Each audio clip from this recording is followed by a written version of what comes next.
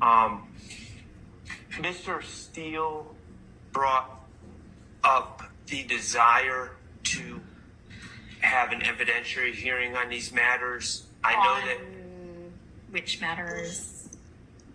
The ex parte communications and the impropriety. Yeah, like wanting to cross-examine the.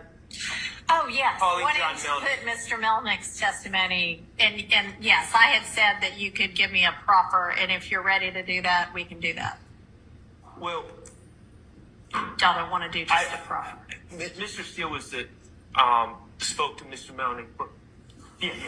Okay. All right. So with regard to the motion, Mr. Shart, that you filed within the last few hours, if you could email that to Ms. Persifield, I'll take a look at that over the weekend as well. Mr. Steele, if you want to be heard on I'm glad. Thanks for the reminder to circle back on that. I had said talk to Mr. Melnick, and you can put a proffer on the record. So if you're ready to do that, we can do that now. I need more time because I did speak with Mr. Melnick. I told him what John Report said. He stated that it was very nice. He stated that I was not getting permission for him. He'd like to address the report himself. Okay. That's what he told me. So I can't make a proffer because I don't have the information. I have him under subpoena, like I told Okay. him. What do you have him under subpoena for? When? 2-hour call. 2-hour call. Okay. Well,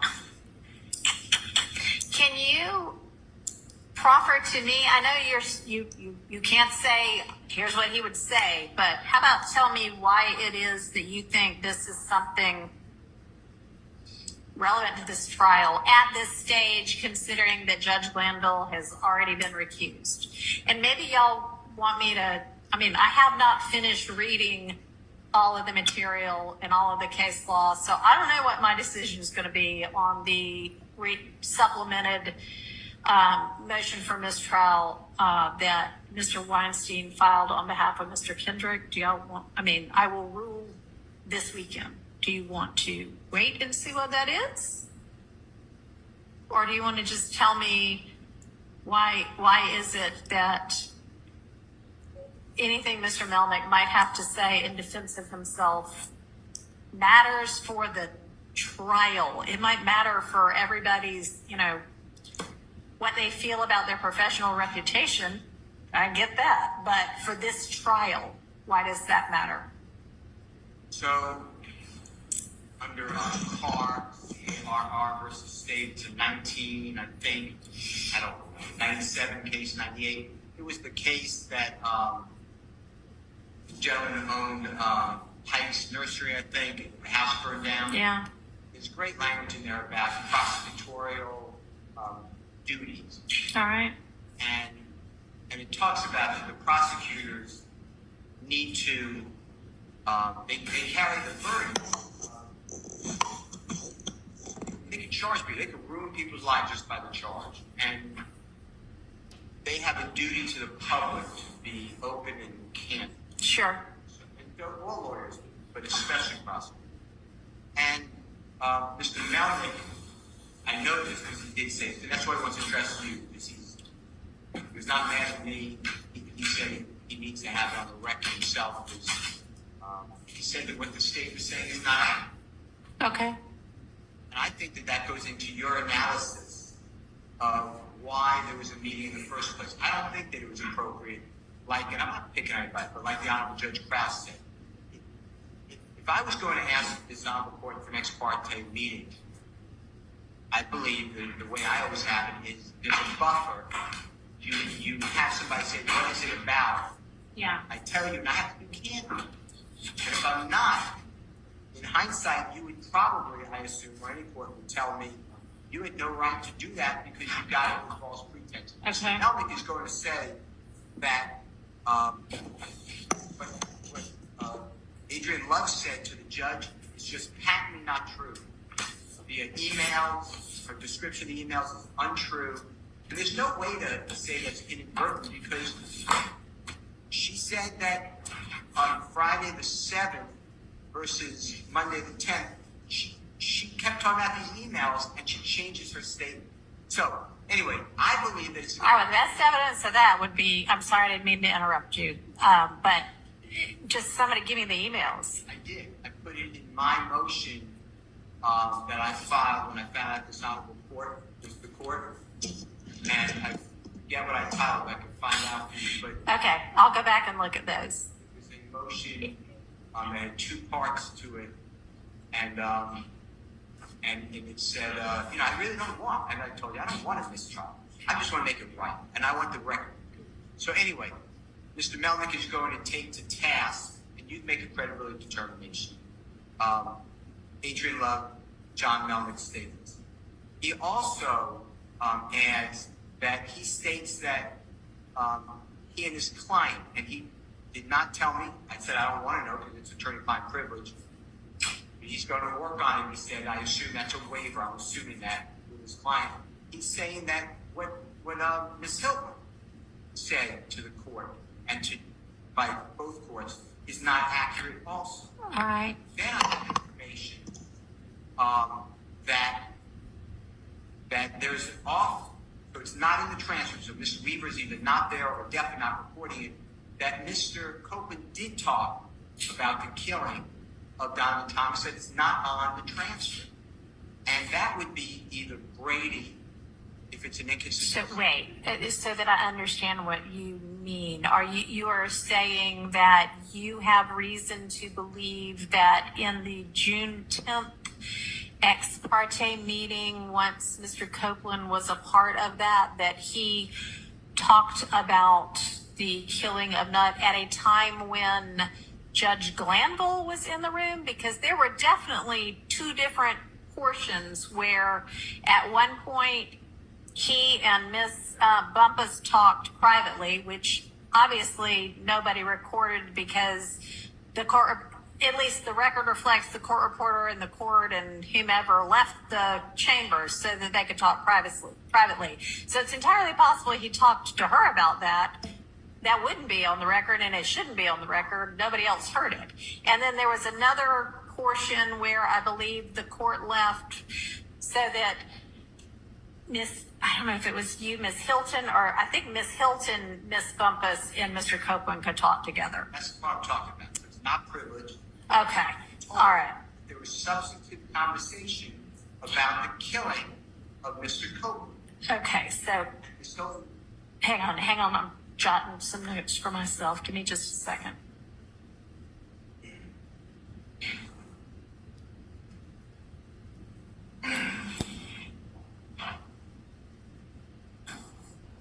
All right, and you have reason to believe that whatever Mr. Copeland said at that point in time in front of the prosecution is something that is Brady material. impeachment. Impeachment. Okay, Which is and therefore Brady. Okay. So that's why I wanted to put All right, thank you. and call the prosecutors. Now, they may say that didn't happen, and I assume that's what they're going to say because they would have a Brady obligation to run out and say, this happened, this man said this. But they didn't say that with anything. So I don't trust that the Brady was being complied. That's why I asked you again today, please, can you put some teeth into Brady? Because Mr. Copeland did say on the record, I'm a liar. That's Brady. That's like the greatest Brady.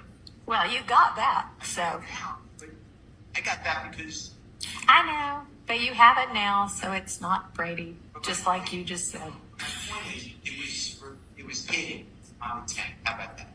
By Judge Glanville and the prosecutor. They knew about it because they were in the room when that was discussed. That's objectively true. So anyway, I'm just telling the court I was not there. I don't want to make specious allegations against anyone. That's why I want to get it right, and that's why I asked you to have an evidentiary hearing. Okay. I believe that there's Brady evidence. I have a good faith belief.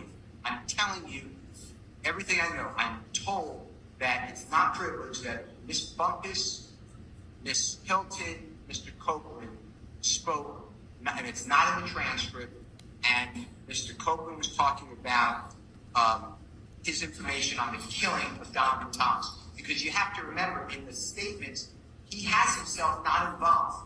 Mm-hmm. he has himself learning about another person. Right. And my understanding is that is not what he said. It's inconsistent on June 10th, and I did not get that from Ms. Hilton. If that's wrong, but I can't ignore what I'm being told. Okay, well, that's new information for this court, so. That's what I wanted to call the witnesses because All right, well, you didn't tell me that before. okay, well, I didn't mean not to tell you that. But I'm not trying to be open. That's the reason I wanted to call the witnesses. Okay, I mean, that's, okay. Additionally, Your Honor, Yes. at some point, I believe, you're going to have to make a finding of fact on the propriety of these ex parte communications. Oh, I know. That's And- a part of Mr. Right. Weinstein's motion for mistrial. Yeah. And you know, I don't want to be a witness. I mean, I could say that there was absolutely no reason for it, and there was no cause for the state to even have these concerns. But Mr. Melnick can explain, you know, if he was conspiring with me and Mr. Steele to obstruct justice, I doubt he'd want to come in here and talk about it, but the state can ask him about it and get to the bottom of it. But I don't think that's what the testimony is going to be. Okay, well- And I think that's important for the court to know. Okay, well, I don't know that whether it's true or not is what matters. It's what it looked like at the time to the state to give them a reason to say to Judge Glanville, we have some concerns. We might like to talk to you about it. Just heads up, we're going to do some research. We'll get back to you. And by the way, y'all, I know that everybody, whenever we were here last, was that yesterday or the day before? Wednesday. So Tuesday, I gave y'all the transcript from the 7th. And Wednesday, a couple of people made some statements about, oh my gosh, now lo and behold, we find out there's been yet another ex parte we never ever knew about. And actually, when you go back to the transcript of the June 7th, 2024 court proceedings, on page 95, on the record, before court adjourns for the day, is when the prosecution says, hey, by the way, we might need an ex parte, or we need an ex parte. And then it is definitely still on the record in court where y'all all heard not the content of the ex parte, but that the state wanted an ex parte because people from the defense say other things on the record after that. So in open court, y'all were notified that they wanted one. So, I mean, it's not quite the salacious revelation that y'all made it out to be. Can I respond to that? Yes. So, as in the King case that the state is relying on, the state has to make a showing of necessity for public, the necessity for the public interest for the for immunity to be granted by the court. Okay. And I was under the impression, I think a very reasonable deduction was that they were simply going back there. And I agree, they did announce an open court and we didn't know the substance, but I think a fair, reasonable deduction would be that they were going back there to present the basis for granting immunity. Little did we know that they had already done that, and they were going back there to have that other conversation. So that's Okay. Yeah, I mean, I know y'all didn't know the substance of it, but And wrapping back around to that, yeah. I don't know if there was, but I'm assuming that under the King case, since it wasn't, I guess, that afternoon of the 7th, maybe it was prior to that, maybe it was in the morning, maybe it was the afternoon of the 6th, but at some point under King, there would have been some type of an ex parte meeting where the state presented the reason that they needed that immunity. I don't know if that was done on the record, if there was a transcript of that, but if there was, we have not received that either. Well, there better not be anything else that Well, how did occurred they, as a meeting, because I told everybody on Tuesday, stand up and tell me anything there is. Did y'all do anything beyond a motion to get the immunity order for Mr. Copeland? No. Okay. So we submitted a motion. Right. And they have a copy of that. And that's Right. all right. Right. okay, That was, Okay. and Judge, I also state that at the time, I'm not certain why it would be believed that we were trying to get the warrant or the immunity agreement, because Mr. Copeland was under arrest at the time that we stood up and made that announcement in court on the 7th. I think he had already been arrested. Well, I think you could be arrested and not have immunity for your testimony. the judge had already told him he had immunity on the record. Okay. Well, I don't know. I mean, they're probably just trying to remember it themselves too. But all right. Well, Mr. Shard, I'll take a look at your new motion, and obviously, I'll be looking at Mr. Weinstein's motion. And why don't Mr. Steele? You plan to have Mr. Melnick here at 9-ish. I don't know whether I will hear from him or not, but okay. And Your Honor, so that we are, I'm understanding is on Monday, we're having the matter that Mr. Steele wants to present Mr. Melnick for. Maybe. Would that be a collateral issue of? Maybe. So, So if I end up hearing from the two of you on that, I'm not gonna make you not be prosecutors in the case anymore. We can hear that separately if I even hear it. and so would Mr. Steele be allowed to introduce extrinsic evidence of a collateral issue that he's raising about the emails and things of that nature? I mean, the emails are already in the record.